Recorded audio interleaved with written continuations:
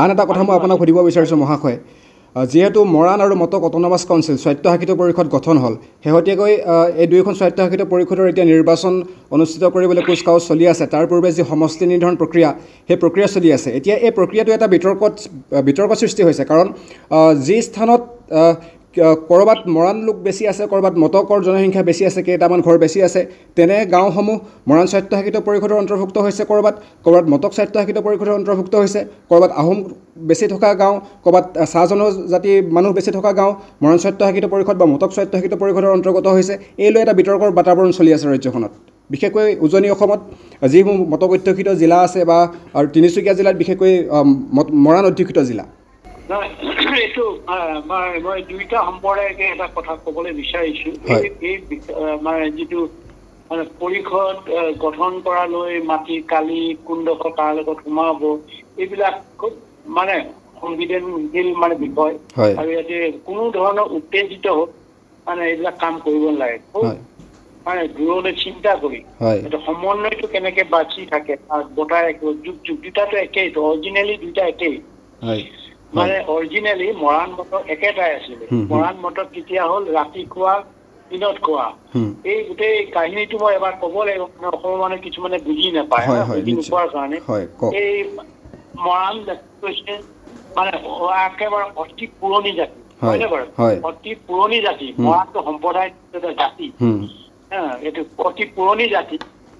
Moran actually original মৰাণসকল আহিছিলে চিম্ফৌ ঠাই, মৰাণসকল চিম্ফৌ থালৰ এটা প্লান বুলি কয় সিহঁতে। তাৰপিছতে এইটো মৰাণৰ ভিতৰতে এটা মৰিক বুলি কয়, মটকটো মৰিক বুলি কয়। এই মৰিকটো মৰাণৰ একেই আছিল। মৰাণৰ পৰাই ওলোৱা, এইটো চিম্ফৌসকলৰ পৰাই থালটো ওলাই অহা। তাৰপিছত পৰৱৰ্তী কিছুমান মটক বুলি কয়, এই যে মুৱামীয় বিদ্ৰোহ সময়ত কিছুমান এইটো কৈ এটা বেলেগ এটা ৰূপ দি এই মটকৰ দৰে মানে মটকৰ লগত চামিল হৈ গ'ল। ৰাজ সকলক প্ৰতি হেৰি কৰি বিৰুদ্ধ যোৱাৰ কাৰণে সিহঁতি তাত চামিল হৈ গ'ল। কিন্তু এতিয়াও একেই আছিলে। এটা সময়ত এনেকুৱা হ'ল, ব্ৰিটিছ যেতিয়া আহিলে, ব্ৰিটিছেতো আৰু জানে মৰাণ আৰু মটক বেয়াত মানে অদমনীয়, যিহেতু নেকি মানে একেবাৰে 1849লৈকেতো সেইটো অঞ্চল দখল কৰিব পৰা নাছিলে। বাকী কেতিয়াবা এইটো দখল কৰিলে, কিন্তু এটা পাৰ্ট বাকী আছে, ডিষ্ট্ৰিক্টটো দখল কৰিব পৰা নাছিলে। 1849লৈকে দখল 49 নে 39লৈকে দখল কৰিব পৰা নাছিলে। তাৰপিছত তাতে কি কৰিলে, এইটো গোসাঁই চিষ্টেম, গোসাঁই মানে সত্ৰাধিকাৰীক তাত প্ৰয়োগ কৰিলে। সত্ৰাধিকাৰীক এনেকুৱা ধৰণে প্ৰয়োগ কৰিলে, এতিয়া মানুহে হয়তো বেয়া পাব, এইটো সঁচা কথাটো কৈছো। তাতে এনেকুৱা ধৰণৰ সত্ৰাধিকাৰীৰ লগত মানে এটা পেক কৰি ল'লে, আণ্ডাৰষ্টেণ্ডিং, এটা মেজিক দেখাব বা কিবা ব্লেক মেজিক এইটো দেখাই পিনি, কিন্তু জানে এটা দুটা টেকেলি ৰাখিলে, দুটা টেকেলি ৰাখি মানে ক'লে যে মানে এটা টেকেলিত কি আছে, এটা টেকেলিত কি আছে, আৰু দুটা টেকেলি, এইটো টেকেলিত কি আছে, এইটো টেকেলিত কি আছে, এইটো কিন্তু আগে ছেট কৰি লৈছে। এইটো তাতে ব্ৰিটিছৰ মানে প্ৰশাসনৰ লোক আছিলে, মানে সত্ৰাধিকাৰী আছিল। তাৰপিছত সাধাৰণ মানে একো বুজি নাপায়। সাধাৰণক মাতিলে, প্ৰথমে ষ্টেজ ফিট কৰি ৰাখিছে, আহি ৰজা সুধিলে আপোনালোকৰ মানে হেৰিয়ে সত্ৰাধিকাৰীয়ে ক'ব এই টেকেলিত কি আছে, এইটো একদম কেনেকুৱা টেকেল মানে গুণী জ্ঞানী মানুহ। তাৰপিছতে ক'লে ৰাইজ একদম একেবাৰে তাত জমা হ'ল। আহি জমা হোৱাৰ যে ব্ৰিটিছৰ মানে যি প্ৰশাসনিক লোক আছিলে ক'লে, কওক প্ৰভু কি আছে ইয়াত। ক'লে প্ৰভুৱে ক'লে এইখনত গামোচা আছে, এটা টেকেলি গামোচা, এটা হৈছে ফেটিয়া। সেইটো ওলাই সঁচাকে ফেটিয়া ওলাই আহিছে, এখনত গামোচা ওলাইছে। তেতিয়া মানুহ বেলেগ বেলেগ একদম সাংঘাতিক ধৰণে। তাৰপিছতে সিহঁতৰ এইটো গ'ল, সেইটো গ'ল। তাৰপিছতে ৰাতি খোৱা আৰু দিনৰ খোৱা ওলাইছে। এতিয়া মাতিবৰ সেনাপতি আছিলে না, মাতিবৰ সেনাপতি আছিলে, মাতিবৰ সেনাপতি বস কৰিব পৰা নাছিল। তাৰপিছতে উলিয়াইলে দুটা ভাগ পানী সোমোৱাই দিলে, কানি খুৱাই চব মটক ভাগ কৰি এলেহুৱা কৰিলে। তাৰপিছতে আমি এই দুভাগ কৰি সত্ৰাধিকাৰে এটা ৰাতিপুৱা দিনৰ খোৱা কৰি ল'লে, মুকলিয়াল আৰু হাবিয়াল কৰি পিনি দুইটাক বেলেগে বেলেগে পৰিচালনা কৰিলে। এইটো এটা হিষ্ট্ৰী। এইটো হিষ্ট্ৰীৰ কাৰণে আমাৰ জাতিবিলাক কেনেকে পতিত হৈছে, কাৰ দ্বাৰা পতিত হৈছে আমিতো জানো। সেইকাৰণে এই যে কৌশলবিলাক আমি সৰুৰ পৰা পাই আছো না, সেইকাৰণে এই কৌশলবিলাক আমাৰ বুজিবৰ কাৰণে একেবাৰে সহজ হয়। আৰু সেইটো কাৰণে কৈছো এইবিলাক প্ৰতিটোতে এটা কৌশল থাকে, এই কৌশলৰ কাৰণে আমি পতিত হৈছো। আৰু এই কৌশলবিলাক যাতে এই কৌশলত ৰাজনীতিৰ চক্ৰত, ধৰ্মগুৰুসকলৰ চক্ৰত, এইবিলাক যিবিলাক কৌশল থাকে না সামাজিকভাৱে, আজিকালি যিবিলাক সামাজিক থাকে, সামাজিকভাৱে ৰাজনৈতিকভাৱে যিবিলাক ইটো দলৰ লগত প্ৰয়োগ কৰিলে ইয়াতে ধৰ্মগুৰু জড়িত থাকে, যিকোনো ধৰ্ম, ইছলামৰ গুৰুসকল জড়িত থাকে, মানে আমাৰ হেৰিটো মানে কি কয় বৈষ্ণৱে হওক বা মানে সনাতনে হওক, মছজিদ কি কয় মন্দিৰৰ পূজাৰীসকলো জড়িত থাকে এই কৌশলবিলাকৰ।